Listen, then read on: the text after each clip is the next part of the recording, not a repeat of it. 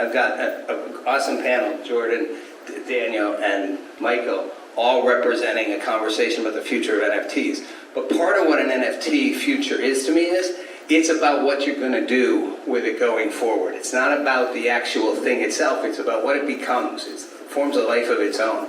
And I think in the content space, we already know that. Like, it really isn't how many people are sitting in the room in front of you. It feels good for your ego. It's actually where are you taking it. And as someone who used to have a talk show on like traditional television on Fox and Fox News, it's really fun to be on TV. And people are like, I want to be on TV. I want a TV show. But the truth is, you know, that's great. It feels good for your ego if you've got 500 people in a room. But the truth is, the impact of what you can do going forward with content and reach an audience, a dedicated audience, and an audience beyond that audience, and create utility and value is really what I think the future of the NFT space is and what it offers. So with that as sort of a setup, we're going to kick this cool combo panel off. And I'm going to start with Jordan, because Jordan, you know, is the co-founder of NFT.com, and I still want to know how you got that domain name, how you managed. Would you buy it when you were 12, thinking ahead in your genius mind? I think there's going to be a thing called NFTs. I'm going to buy the domain now. But you're looking at that space really actively about what, you know, the traditional JPEG, we're going to call that NFT 1.0 world, and where we're going. Yeah, so first, the Kevin O'Leary comment, it's not that I thought, that kind of makes me sound like an asshole. I didn't think I was better or too good to do panels. I just thought conferences were like vanity metrics. So why am I going to these conferences doing panels? And Kevin's like, dude, it's not about how many people see you at the conference, it's about TikTok. And I was like, TikTok? I thought that's a Chinese spy app, and that's when I created a TikTok. I'm on TikTok, you can follow me there. No, it was, you know, it was much more about, okay, putting that content out there, making sure that what the message that you were trying to convey is, you know, just conveyed outside of just the confines of this room. So back to your question, NFT.com. No, I didn't buy that when I was 12. I didn't know what NFTs were, I think a little bit earlier than most, and that's the case for most things in crypto. If you're part of like the Bitcoin 2012 or 2013 cohort, DeFi wasn't called DeFi, it was called programmable money. It was like, hey, there's a smart contract, what can we do with a smart contract? And there were people talking about NFTs really, really early. It was like 2012 was the first time someone had proposed this idea of a digital unique identifier. It was actually on the Bitcoin blockchain. It's a white paper by some dude that most of us have never heard of, Manny Rosenfeld. He wrote a white paper called Color Coins, which was this idea that we could have a unique digital identifier on top of the Bitcoin blockchain. Vitalik popularized the notion of like a Turing-complete protocol. Now we can have smart contracts on top of that protocol. Something you can do with smart contracts are NFTs. And no one was doing anything with NFT.com. So I contacted the guy that had it. He was like, hey, here's my list of 500 three-letter domain names that I have.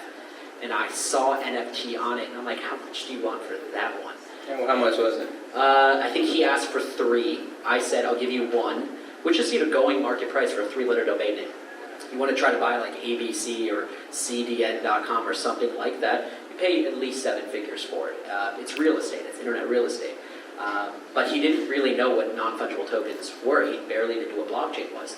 And I said, I'll give you 1, and we met at 2. I paid $2 million cash in escrow and closed. Nice. John Nigerian's out here. I know he's wishing that he'd been one step ahead of you on that. He and Presti, they're like, we should have bought that. We could have sold it to Jordan. How much do you for market down just value? But that is, right, the down value aspect of this, Michael, is where this gets kind of interesting. Because again, most people still think of an NFT as an art JPEG type thing. And even that, they may see there's future on that. But the future in the utility of the NFT space, I'd say that's where we're starting. We're moving to NFT 2.0, where there's, I'm not sure, because I think there's an NFT 2.0 and an NFT 3.0, but I think the 2.0 we're moving toward is seeing uber utility coming out of this around ticketing, fan-related things, merchandise, things you can do with an NFT that create value for a fan, for a consumer, for a user. Beyond the obvious, it's a form of identification, it's a form of, you know, a trustless verification certificate, proof of ownership, you know, proof of a unique thing. Yeah, you know, when we got started with our project, it was a NFT 1.0 project. We had found a really cool artist. He drew some stuff that we thought would transfer into the digital world really well. And so we decided, let's form a company and launch this product. We started that process in December of last last year, obviously the world changed, utility became something that was very important. And so we're working on a project in the middle of a metamorphosis in an industry where we had to identify another way to add value beyond just the digital art. I mean, the art is cool, but as we got to talking and we were looking at the smart contract capability with our programmer, we said, wow, we can load these contracts with not only digital art, but physical utility and digital utility as well. And so, like with the Zombie Collective project that's dropping, you get the opportunity not only to buy digital art, and it's cool art, but within that you have digital utility, access to a community, access to our alpha zombies. John Nigerian happens to be one of those. So, you can either, there's the gamification concept within the NFT drop where it's almost like a pack of baseball cards. You don't know what you're going to get until it reveals, and when you get that reveal, you're going to get digital assets, intellectual property. You're also going to get digital utility, access to alpha chats and communications and community within the finance community. But then we took it a step further and added tangible physical utility. And what does that mean? You could get the JPEG art and maybe you win through the gamification of opening that pack of cards, dinner with John Nigerian, access passes to events and things like that. When we did this as a proof of concept, because as I started to think about it, and my background is in traditional finance and banking, we said, what a cool concept if Jamie Dimon bought, instead of giving Christmas bonuses, gave all of his employees a digital JPEG, but maybe some of those JPEGs came with cash bonuses associated with it. Maybe the teller in Wayzata, Minnesota wins dinner with Jamie Dimon. What a cool concept. So, we look inwards, we are building that platform and that capability. And that's where it's going, right? So Daniel, you're listening to all that. It's building the community. Talk a little about what you're doing in that sense and what you see. So where I see it going, and I don't know if it would be like NFT 3.0, but more of like an evolution of NFT 2.0. But basically, every creator will be their own ecosystem. I think every creator is going to be a DAO, and those DAOs are going to be able to have that community interact with that artist using the NFT. So, like Mike was saying, they make 10,000 passes or 1,000 passes. The community purchases them, and then with that purchase, you're able to interact with that creator. For example, so the BOOMN is based in audio. I'm a musician by profession, but anything with audio it has to do with. But basically, for example, if we use it in the music industry, for example, Beyonce releases a single, and before that single was released, she had 5,000 NFTs that were minted at X amount of price.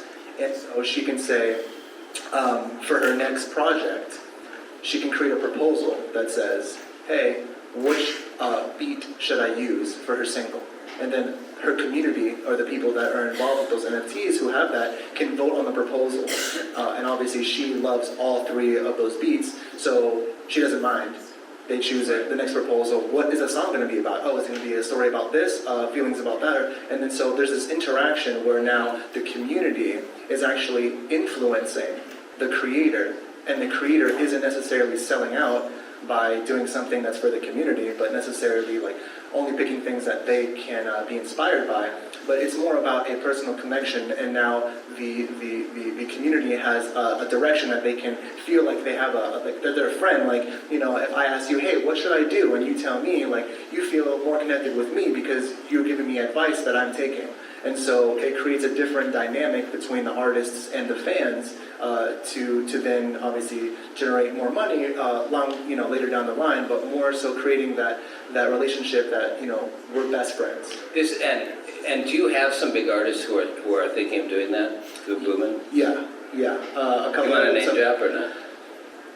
The contracts are not signed yet, But I mean, a couple of them. So I used to work for Scott Storch and done records with Chris Brown and Rick Ross, and a lot of people are skeptical because, like you were saying, they think it's JPEG, picture of a monkey worth $5 million. So they don't really understand, and I can see where they're coming from because it is a little bit complex, especially if you've only known music your whole life and you kind of aren't really in the tech space. So most of them are looking for the traction first, the understanding, and the simplification of the entire technology. And that's what we're trying to do here with BOOMN, is basically simplify the entire process of going from Web 2 to Web 3. And that's through using audio verification. But isn't Jordan? I mean, we've talked about this? Isn't that what it is coming down to? Is when when Daniel says, they don't know they know music. That's all you should have to know, right? I mean, you're not waiting for the artist to figure out to understand the technology. That's you just need to understand music and the end result of what you can do. I mean, we're talking I don't know how many people are old enough to remember Choose Your Adventure, but you could pick the end of a book. I mean, after that, you can pick the beat that the artist does, and they win and you win, right? But they shouldn't have to know how this all works, right? Isn't that part of what you're trying to sort of do, is make this so it's a space where we don't care why. I don't need to know what it's called. I want it to show up. I want the ticket. I want the thing. I just want it to be there. I'm a consumer and a creator. It's a great point. I think the only thing an artist or a creator or any individual should need to know is that we're entering a period of the internet of ownership. And if you kind of contextualize that in where we've been, we actually just saw 27 years Internet Explorer is no more. That was how a lot of us entered the internet, browsed the internet, Mosaic and Netscape before that. That was this whole notion that everyone just needed a web presence. Every individual would one day need a website, or every organization would one day need a website. And remember, that was called a fad. Everyone was like, no, that's not happening. You're old enough to remember this even more than I was. I was super young during that period. But didn't it happen? Every church, synagogue, every organization needed a web presence. That was Web 1, the Internet Explorer days. And Web 2 was, okay, now you have a web presence, but now you need user-generated content. Scary. Your customers, your clients have the right now to interact with you. They can comment and leave you reviews. This was a shit restaurant or a shit law firm. Don't use that law firm. That's crazy, and that was a crazy notion, but that also happened, right? User-generated content, blogging. People would do entire hate takedown posts of why I'm never flying Ryanair ever again, right? They made me pay for a magazine or something, like some ridiculous stuff. And Web 3 now is, and back to the point of your question, I think the only thing they need to know is that we're now in a period where we're in the internet of ownership. That's Web 3. You can own a Bitcoin, you own a piece of that protocol. You can own an Ethereum token, you can own a piece of that protocol.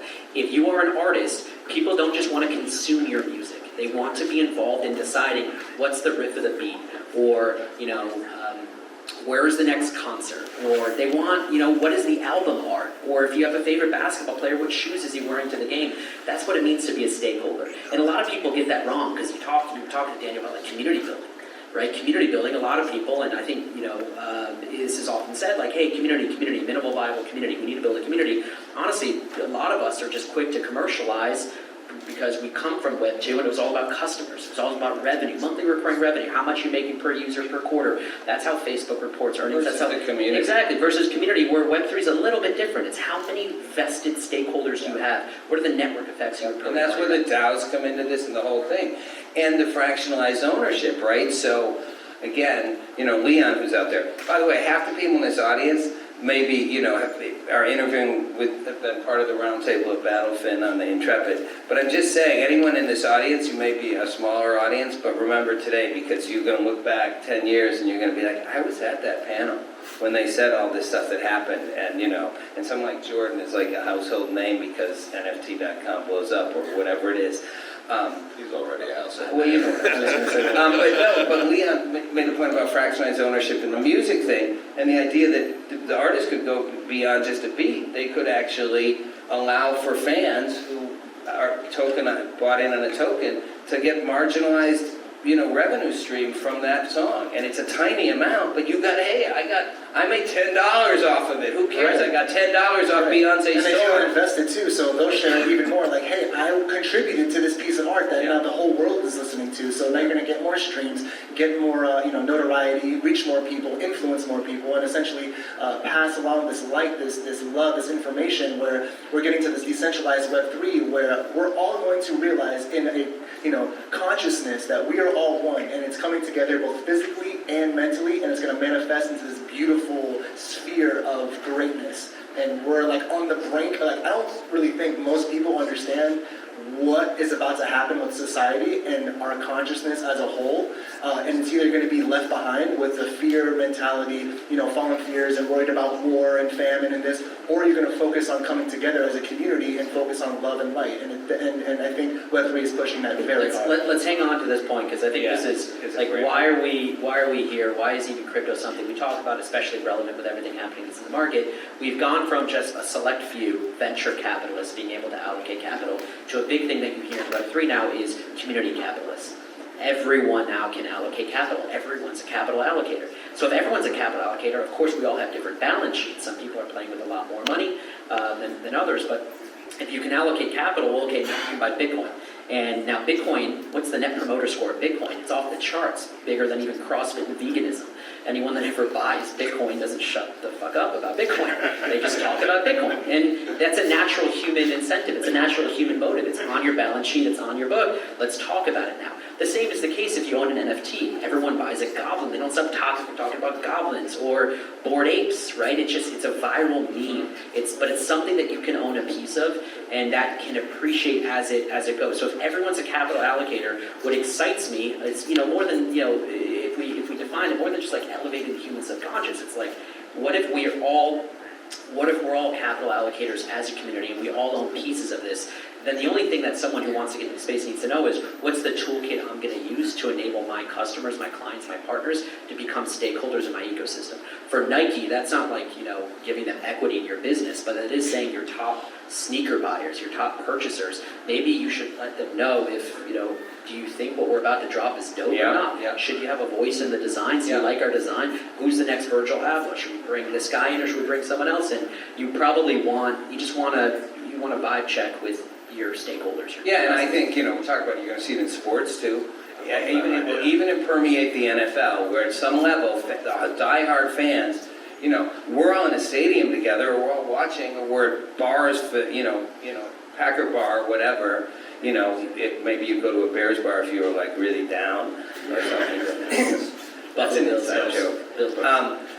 But you want that fan engagement that goes to the next level. You don't just want to buy a jersey. You want to actually, and I'm not saying they're going to let the NFL's going to let you decide things, but to give you some sense of ownership and community that goes beyond you just got a jersey. That makes you part of that community in an active way, because you want to hang out with people who are in that space and think like it, and you want a piece of an investment that's more. And the NFL may not give that to you, but like we were talking about last night, I'll jokingly call it the Ocho because I don't know what channel on ESPN. I happened to stumble across this. But there's arena football where Bored Ape Yacht Club owns a team, and you as an NFT holder get to call the plays. I mean, amazing. What a cool interactive experience. You mean fan control football? Yeah, right. And he's an interested guy running it. It's like he's got a whole model for it. And they're getting Terrell Owens. Yeah, and I sat down and watched the game, and it was arena football, and it was fast, and it was cool, and you could see the plays that they were calling, and they would randomly select different NFT holders to call the plays. And you get people like pros, like Johnny Manziel, like people who maybe didn't have good careers in it, or could have been borderline pros, or people Or who were kids walking coming out of college who are not making the NFL draft. So you got that in sports, right? But you're going to have it in art. You're going to have a Jordan saying in commerce, where you're going to have big brands. Well, you have it with a tech platform. So our model, I don't want to be promotional here, but totally remove NFT.com from the equation, but just talk about the future tech platform. What's the issue with the internet in its current form with everything that we use? We use Twitter, we use Facebook, we use Google. We're using centralized platforms where, frankly, arbitrarily overnight, many small businesses, in fact, most businesses in general, count on search engine results pages, SEO, search engine optimization, for some portion of their business. people either find you because they saw an ad or they're going direct to your website. But by and large, most people are searching some arbitrary query into Google like, hey, what is the best NFT to buy? Or what is the best Chinese restaurant in New York City, to figure out what they're going to go do, or that's going to define their consumer behavior. Arbitrarily, overnight, Google updates those algorithms. They did in 2008 with like a panda penguin update. They did it again in like 2012 and 2014, and we have no transparency into that. Isn't that what Elon Musk is talking about? Right. How is a tweet ranked versus something else? We need to recognize as internet users that there's now technology that enables us to build better web applications. What if instead of us just being demonetized, having the ads turned off on our video, or our web pages ranked lower, what if we, one, had transparency into those algorithms, but we were stakeholders of platforms? Probably, without making a political statement, the last sitting president wouldn't have been deplatformed if all the users of the platform were in charge. And, frankly, if you just look at the internet, we don't have a lot of internet history. If we go back, the internet's basically as old as I am. If we look back at the history of the internet, the creators of it were good-intentioned academics that never intended us to get to a place where one dude could deplatform a president. They were never supposed to be that powerful. So we've got Jack Dorsey admitted as much. Of course, even he believes it. Even he believes it. So if you know that we can build better web platforms, or we can build better tech, don't we have this obligation to do it? And I think you'll start to see it, but the incumbents, the people who have the most to lose, the current shareholders of these massive, they even sound evil, the FANG companies, Facebook, Apple, Amazon, Netflix, Google, the big evil tech giants, they don't want that to happen. They're the ones that are, can we build a better Netflix? If you are a film creator, you produce great film that anyone can consume, you get totally fucked out of all the future revenue because you sold it to them once and they don't share it based on a stream. Right? The guy who created Squid Games, did he really capture all the economic value? That he should, not at all. Nor did the actors. Right, but neither does Logan and Jake Paul, who just get famous off of YouTube that you don't have to look to economically commercialize based on a merch drop. They have to sell Maverick clothing and become boxers and create energy drink companies because Google doesn't share a fair portion of the revenue. Same problem. So we're looking right now, right? And I don't know how much time we have left, but... Yeah. But, 2 minutes. but 2 minutes. Twitter All right, well, we're going to do our best. Yeah, go through the So entrance. big picture Tell here, you. like, what's Yeah, just tell interesting to you me what's is, Daniel went super metaphysical and philosophical, but I think that's interesting, no, but in a good way. I think what we're looking at is, to George White's, we are at the birth of something new, and the Just hold on. possibility, is endless, and I say to you guys for a thought on this, but to anybody watching and anybody who's watching in our after this, who watches clips of this or whatever, I remember when I was, just like 19, 20, whatever, met Ken Nishi, the silent partner of Microsoft, who, the one that Bill Gates told us don't sell it. And he was in Japan. I didn't know anything about anything. I was on some tech thing carrying people's luggage. And he told me how in 10, 15 years the whole world would be connected from desktop to desktop and talking to each other. They were about to go public. He was trying to sell his part into Microsoft, which hadn't quite gone public. And he was like, you should just put some money in it, like $10,000, $5,000, like you'd borrow it. And I was like, no.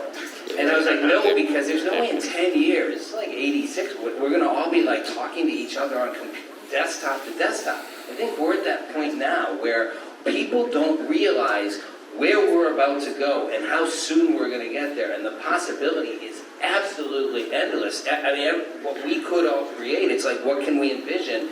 And we're not going to be anywhere close to where we are 10 years from now. We are on the cusp of a massive shift. And Web3 is not just a tomb, it's a massive shift, just like Web 2 was, just like Web 1 was, right? So highlight, if you each were to give a thought in our 2 minutes, which has been deleted, but that's a couple over, what would it be? What is the big thing that people out there are going to go, huh?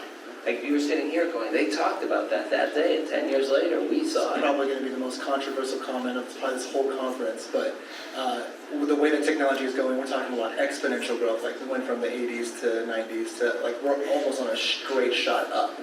And with everything going on in the world, everything being decentralized, eventually we will be able to govern ourselves.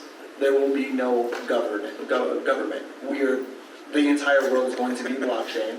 And we are going to be able to govern ourselves. So everybody's saying like, oh, anarchy and overthrow this and all. I don't believe any of that's going to happen. It's going to be a shift that no one's going to realize it's happening. It's happening right now. But I think that we are going to be able to vote on, like how Jordan was saying, the entire Twitter platform, if it was decentralized, the proposal would have been made. Should we remove Donald Trump from, and people would have voted, but that's how it would have been. The laws, what's going to govern us as a whole, we're going to be able to, using our wallet and NFTs, soul-bound NFTs possibly, to be able to govern ourselves. And I think that a lot of people don't agree with me because a lot of us don't know how to even govern our individual selves, whether it's paying bills or taking care of a family or anything like that. But that transition is going to happen, and it's going to force everybody to love and learn how to interact with one another on a very balanced and level playing field. It is in some level the new religion, though. I mean, if you look at it, at some level, I mean it. That's what religions helped us do. It's what political systems do. There is something about this new Web3 that is consciousness level shift. I think when big corporations wake up to the aha moment, that'll be the precipice. And like you mentioned, Nike.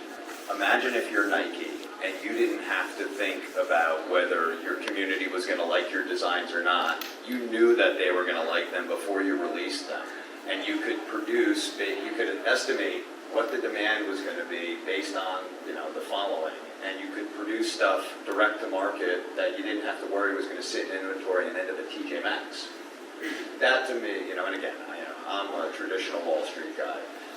And I saw the opportunity in NFT space because I was a junior banker in the dot-com boom. And so, just like 20 years ago, there was 50 internet service providers. Those went bust. Platforms existed. We're in a consolidation phase in crypto and NFT right now. That's so that the strong can survive. The platform's going to exist. The decentralization is occurring. And I think when big business picks up on the opportunity to collectively get information from their consumers before they hit market, that becomes America's or the world's aha moment. Yeah, so building minimal viable community before building minimal viable product, right? Having product market fit, you now have product market community fit. You build the community first. Community helps you build the product. We've taken that approach with NFT.com. And then how you capture value, right? If you're actually talking about massive wealth creation happening here, I think how you capture value in this sector is completely different than And that's what's going to change. Well, it already has, right? I mean, you had this whole concept of anyone can create the company. The Dutch gave us that concept, the Dutch trading companies. That was a global reserve currency. Ray Dalio has a great book. He talks all about this, the rise and fall of nations and this reserve trading. How you capture value in a company, you own a piece of their stock, right? You're a shareholder. How you own a piece of a protocol is very different from a token. So clearly wealth creation has happened in tokens. The fundamentals of that have not changed. The only thing that has changed in the market is a couple companies got over-leveraged and an unsustainable stable coin with an unsustainable model collapsed. Right, the over-leverage was from Three Arrows Capital. We don't know what's going to happen with that yet. And Celsius, deposit-taking institutions, they do need governments to regulate them. So we differ a little bit in that you do need regulatory bodies to come in. But you did say something interesting with soul-bound, and I'll end on this. Non-fungible tokens are transferable. You can drop them, you can trade them, you can do that with an NFT.com Genesis key, you can do that with a Bored Ape or a Zombie Collective or any of these NFTs out there. They're fungible, they can be transferable. There is this concept, Vitalik talks about it recently, called something that's soul-bound. Something that is non-fungible, it's unique in that there's only one of it that exists, or it's a unique identifier, but it's non-transferable. It's unique to you. And that could be your identity. That could be your birth certificate. So what really excites me about where all of this is going is what if all of us have this notion of an identity, something that we can own and govern, self-sovereign identity, that we can use to log into and use as a credential to everything else that we use, and that's how we capture value. That's unique to a wallet. But it's anyone's guess as to where it's all going. But I think the way you capture value will be in fungible tokens, token-based ecosystems, and again, fundamentally, that hasn't changed since Bitcoin was created in 2009. I mean, awesome points, and I do think the sovereignty, the sense of identity, at some level, I think we are headed for a true. This sovereignty thing will have massive political ramifications. We will see a democratization like we've never seen it. I actually think we'll start seeing the erosion over time of poverty at a worldwide level. But I think we're going to see the end of this massive cultural, political divide. It's like we're the America part, the Web 2 hate fest. I honestly think we're going to see, it's going to be a golden age. I really believe that, a golden age of transformation. This could be the next tech transformative era, bigger than 1 and 2 before it, like the industrial age kind of thing. I think it's likely to happen. And we should have an NFT of this minted, I hope. Oh, All right, audience reaction, we're done, but if you liked our panel, let us know.